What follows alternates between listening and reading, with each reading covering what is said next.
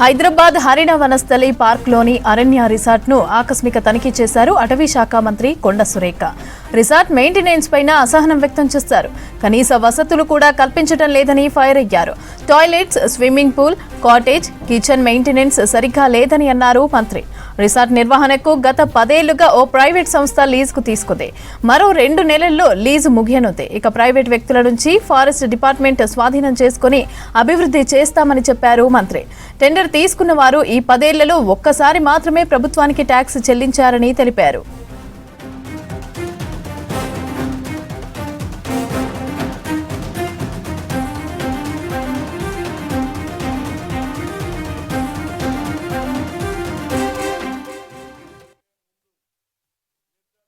ఇప్పుడు ఈ resort maintain చేస్తున్న వాళ్ళకి 10 సంవత్సరాల నుంచి కూడా కంటిన్యూ వాళ్లే మెయింటైన్ చేస్తూ ఉన్నారు.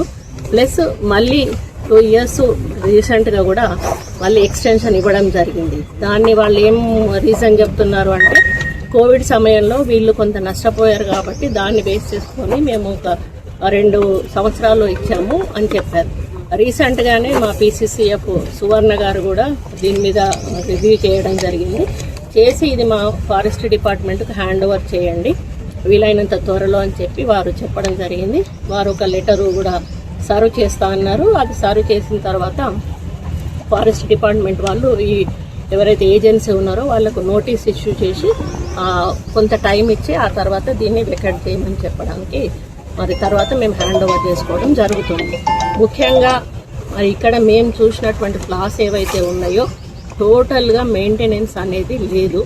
మరి ఆన్లైన్ బుకింగ్ ఉంది, అందులో ఆఫ్లైన్ బుకింగ్ కూడా ఉంటుంది. మాకు 3% FTCకి ఇస్తున్నారు. వాళ్ళు వచ్చిన ఇన్కంలో మాకైతే ఇస్తున్నారు.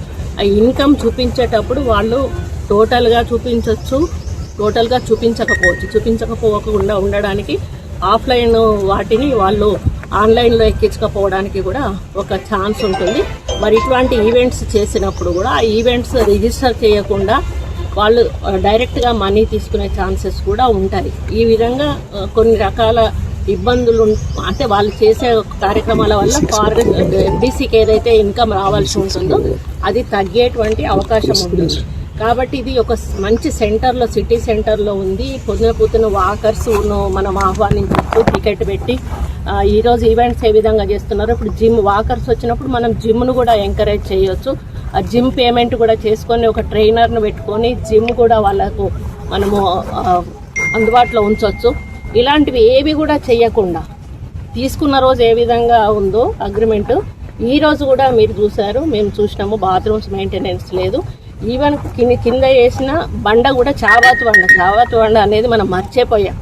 అట్లీస్ట్ ఆ బండను కూడా మార్చి దానికి ఒక గెటప్ లుక్ అనేది కూడా ఇవ్వకుండా యాజ్ ఇట్ ఈజ్గా వాళ్ళు మెయింటైన్ చేస్తున్నారు. ఈ కాటేజెస్ అన్నీ కూడా మళ్ళీ రెనోవేట్ చేస్తాము.